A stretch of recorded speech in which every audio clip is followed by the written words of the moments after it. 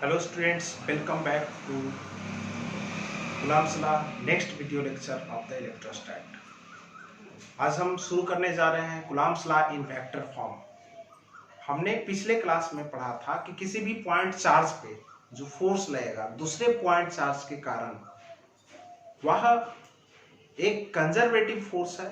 मतलब कि जितना किसी क्लोज लूप में, कंजर्वेटिव फोर्स का मतलब मैंने बताया था, किसी क्लोज लूप में जो वर्क डन है वह जीरो होता है। किसके कारण? कूलॉम्स फोर्स के कारण। एक चीज और बताया था, या एक्शन रिएक्शन पेयर है। मतलब जितना एक चार्ज दूसरे चार्ज पे फोर्स लगाएगा, दूसरे चार्ज पे पहले चार्ज पे उतना ही फोर्स लगाएगा। क्लियर है? तो यहाँ पे क्यू नॉट दो चार्ज है। हम वेक्टर फॉर्म में हम क्यू नॉट पे क्यू के कारण जो फोर्स लगाया जा रहा है वो है के एफ। तो एफ वेक्टर फॉर्म में कितना होगा? मान लिया जाए कि ये जो दो चार्ज है वह फ्री स्पेस में रखा हुआ, मतलब एयर है या वैक्यूम है। तो यहाँ पे एफ जो होगा 1/4πε0। ठीक है, Q naught by R distance है दोनों के बीच में, आर स्क्वायर। अब एक चीज है नीटा, ये है नीटा कैप। ये क्या है? जैसे नीटा कैप जो है वह यूनिट वेक्टर है, किसके अलावा? एफ के अलावा। जैसा कि हमने पढ़ा है, कोई भी वेक्टर ए है, ए को हम कैसे लिखते हैं? ए का मैग्नीट्यूड इंटू ए का यूनिट वेक्टर। तो एफ को भी हम लिखेंगे, एफ को क्या लिखेंगे? एफ का मैग्नीट्यूड इंटू एफ का यूनिट वेक्टर। ठीक है, अब एफ का मैग्नीट्यूड कितना है? तो एफ का मैग्नीट्यूड है, और जो एफ का यूनिट वेक्टर है इस डायरेक्शन में, उसको हम एक पार्टिकुलर यूनिट वेक्टर नीटा से रिप्रेजेंट कर रहे हैं। तो यहाँ पे जो वेक्टर फॉर्म में है, किसी भी पार्टिकुलर पॉइंट चार्ज पे जो फोर्स है उस पे वेक्टर फॉर्म में इस तरह से होगा। ठीक है, वेयर नीटा is a unit vector in direction of F. F के डायरेक्शन में, फोर्स के डायरेक्शन में नीटा है। क्लियर है? अब हम पढ़ेंगे दो चार्ज के कारण, जब दो चार्ज किसी प्लेन में रखा हुआ है, एक दूसरे पे इंटरेक्शन फोर्स लगाता है, तब उसको हम किसी वेक्टर फॉर्म में हम कैसे लिखते हैं। ठीक है, तो इसको आप राइट डाउन कर लीजिए, उसके बाद हम बताते हैं। अभी हम पढ़ेंगे जब दो चार्ज किसी प्लेन में है, एक्स वाई प्लेन में है, तो एक दूसरे पे जो फोर्स है वेक्टर फॉर्म में कितना होगा। यहाँ पे कुछ हम टर्म लिखे हैं, जैसे Q1 और Q2 दो चार्ज है, एक्स वाई प्लेन में है। किस प्लेन में है? एक्स वाई प्लेन में है। Q1 और Q2 दो चार्ज है। Q1 का जो पोजीशन वेक्टर है वह कितना है? पोजीशन वेक्टर कितना है? R1 है। और Q2 का पोजीशन वेक्टर कितना है? R2। क्लियर है? F21 जो है Q2 पे फोर्स किसके कारण? Q1 के कारण है। F21 क्या है? Q2 पे फोर्स किसके कारण? Q1 के कारण है। और यहाँ पे R21 कितना है? R21 जो है पोजीशन वेक्टर ऑफ Q2 किसके रिस्पेक्ट में? Q1 के रिस्पेक्ट में है। ठीक है, तो यहाँ पे Q2 का पोजीशन वेक्टर Q1 के रिस्पेक्ट में R21 है। अब यहाँ पे F21 कितना होगा? F21 कितना होगा? तो यहाँ पे F21 को हम लिखते हैं F21 का मैग्नीट्यूड इंटू F21 का यूनिट वेक्टर। किसी भी हम वेक्टर को लिखते हैं तो यहाँ पे उसका मैग्नीट्यूड इंटू यूनिट वेक्टर। अब यहाँ पे F21 का मैग्नीट्यूड कितना होगा? दो चार्ज है, तो यहाँ पे फोर्स कितना होगा? 1/4πε0 Q1 Q2 by are square. Are कितना है जी? R21 वेक्टर फॉर्म में है, तो R21 का मैग्नीट्यूड का स्क्वायर। ठीक है, अब यहाँ पे तो मैग्नीट्यूड हो गया। F21 इस डायरेक्शन में, R21 भी उसी डायरेक्शन में। तो F21 के यूनिट वेक्टर के जगह पे हम उसी डायरेक्शन का जो यूनिट वेक्टर है लिख देते हैं, कोई दिक्कत तो उससे है नहीं। यूनिट वेक्टर एक डायरेक्शन में हम नाम कुछ भी दे दें, किसी पार्टिकुलर डायरेक्शन में जो यूनिट वेक्टर होता है वह क्या होता है? सेम ही होता है। तो हम चाहे F21 लिखें या R21 लिखें, दोनों का मीनिंग जो है एक ही है। तो यहाँ पे जो F21 होगा वेक्टर फॉर्म में वह आपको इतना होगा। इसको आप राइट डाउन कीजिए, ठीक है। उसके बाद ये है F21 force on Q2 due to Q1, F12 force on Q1 due to Q2, R1 position vector of Q1, R2 position vector of Q2। इसको राइट कीजिए, उसके बाद हम ये करते हैं। तो यहाँ पे F21 जो है 1/4 pi epsilon not Q1 Q2 by क्या R21 का स्क्वायर इंटू R21 का यूनिट वेक्टर। यहाँ तक तो क्लियर है। अब यहाँ पे 1/4 pi epsilon not Q1 Q2 into R21 vector divided by R21 का मैग्नीट्यूड। यूनिट वेक्टर किसके बराबर होता है? जैसे कोई भी यूनिट वेक्टर है वह किसके बराबर होता है जी? Vector A divided by A का मैग्नीट्यूड। यहाँ पे R21 का यूनिट वेक्टर है, उसको हम कैसे लिखेंगे? R21 vector divided by R21 का मैग्नीट्यूड। क्लियर है? अब यहाँ पे ये स्क्वायर है और यहाँ एक और है, तो इसका पावर कितना हो जाएगा? 3 हो जाएगा। तो यहाँ पे इसको यहाँ करते हैं, तो F21 कितना हो जाएगा? 1/4 pi epsilon not Q1 Q2 by R21 का होल क्यूब, R21 वेक्टर। तो वेक्टर फॉर्म में हो गया। अब आप लोग ट्रायंगल्स लॉ पढ़े हैं। ट्रायंगल्स लॉ है क्या कि जब किसी भी ट्रायंगल से 3 वेक्टर को रिप्रेजेंट किया जाए, यहाँ ट्रायंगल्स है तो 2 वेक्टर अगर सेम ऑर्डर में है, सेम ऑर्डर में है मतलब एक का हेड एक का टेल, ठीक है, तो जो तीसरा दोनों का जो सम है वह तीसरे के बराबर होगा, या दोनों का जो रिजल्ट है वो तीसरे वेक्टर के बराबर होगा। तो ट्रायंगल्स लॉ वेक्टर में आप पढ़ चुके हैं। तो यहाँ पे R1 प्लस R21 कितने के बराबर होगा? R2 के बराबर। तो यहाँ पे R1 plus R21 equal to R2। Clear है? हमको निकालना क्या है? हमें निकालना है R21। तो R21 कितना हो जाएगा? R2 minus R1। अब यहाँ पे पहला इक्वेशन में इसका वैल्यू दे दीजिए। क्लियर है? तो आपको आ जाएगा कितना?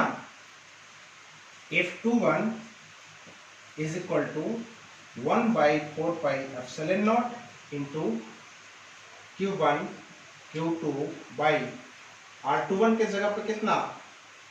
R2 माइनस R1 का whole cube into R2 minus R1 vector. Clear है? तो ये आपका वेक्टर फॉर्म में हो गया। किसी भी पार्टिकुलर चार्ज पे दूसरे चार्ज के कारण जो फोर्स है वेक्टर फॉर्म में इतना होगा। क्लियर है? अब इसका मीनिंग क्या है, इससे आधारित जो क्वेश्चंस है, प्रॉब्लम्स है, वो कैसे करते हैं, अभी बड़ा सवाल है। तो इस सवाल को हम अभी सॉल्व करते हैं, देखते हैं। ठीक है, सबसे पहली बात कि मान लिया जाए कि Q1 का जो कोऑर्डिनेट है वो XY है, ठीक है, और Q2 का क्या है? Q2 का जो कोऑर्डिनेट है इसको मान लीजिए x1/1, ठीक है, और Q2 का मान लीजिए x2/2। क्लियर है? अब यहाँ पे कोऑर्डिनेट है आपका Q1 का x1/1 और Q2 का कितना है? x2/2 है। तो यहाँ पे सबसे पहली बात कि R1 कितना होगा, R2 कितना होगा, ये हम निकालेंगे।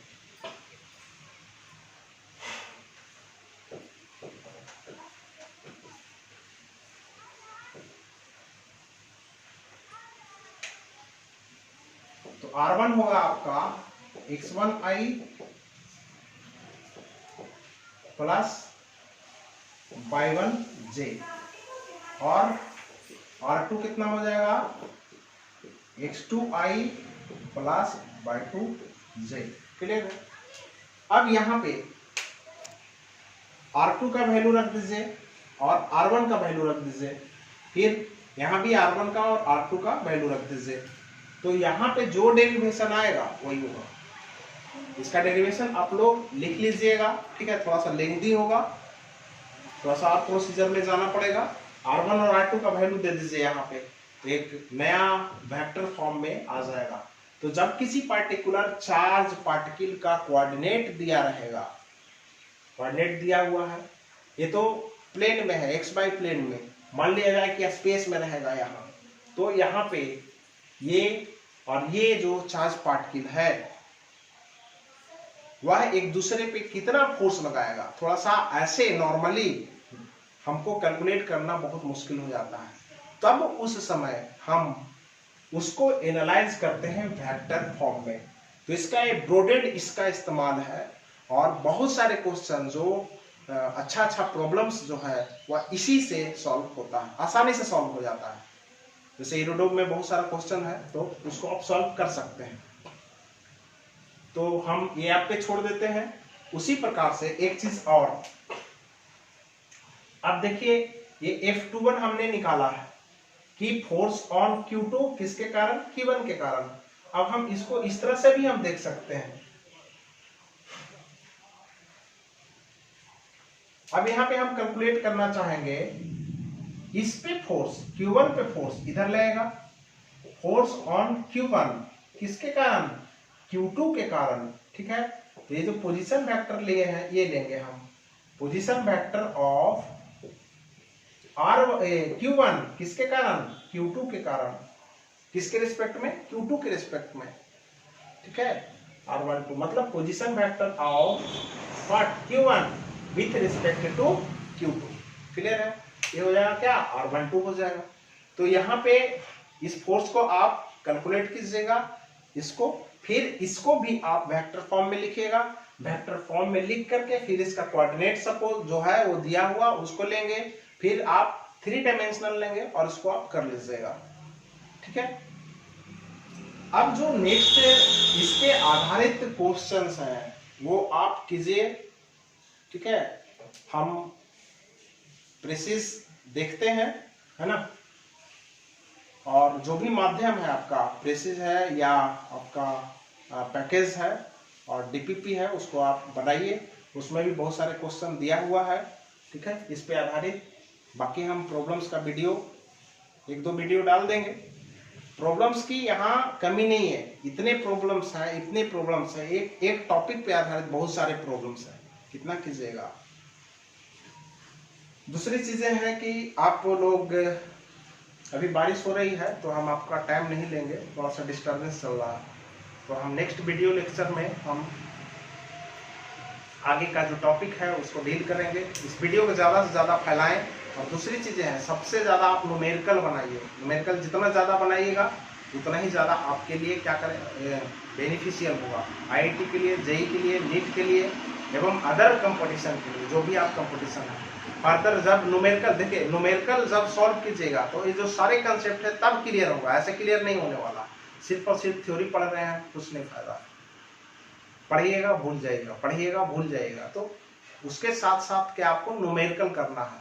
और न्यूमेरिकल एक चीज ध्यान दीजिए, किसी भी न्यूमेरिकल को आप 1 से 2 मेथड 3 मेथड बनाने के लिए प्रश्न कीजिए, जितने मेथड से बनाइएगा उतने कंसेप्ट क्लियर होगा, ठीक है।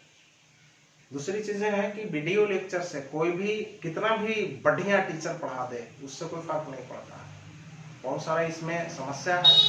तो आप जो भी है, आपके पास पैसे नहीं है, मेरे पास आ जाओ, मैं पढ़ाऊंगा आपको, ठीक है, कोई दिक्कत नहीं है। आप ट्रेन पकड़ लो, मेरे यहाँ आ जाओ, मेरे को फोन कर लेना, सबको मैं वादा करता हूँ मैं सबको हेल्प करूंगा, क्लियर है। तो वो समस्या नहीं है। आप ज़्यादा से ज़्यादा पढ़ना चाहते हैं, यह कि कोई भी वीडियो लेक्चर, कहीं का भी वीडियो लेक्चर ले लीजिए, वह सिर्फ और सिर्फ एक मार्केटिंग है और कुछ नहीं है। आपको पढ़ना है, एक ऐसे संस्थान होना चाहिए जिसमें अंतिम पायदान तक के बच्चों को पढ़ाया जा सके। तो विशेष जो है वह आप समझने की कोशिश कीजिए, और विशेष हम अगले वीडियो में हम नेक्स्ट टॉपिक को डील करेंगे। तो बने रहें आदर्श के साथ, ब्रेक के बाद।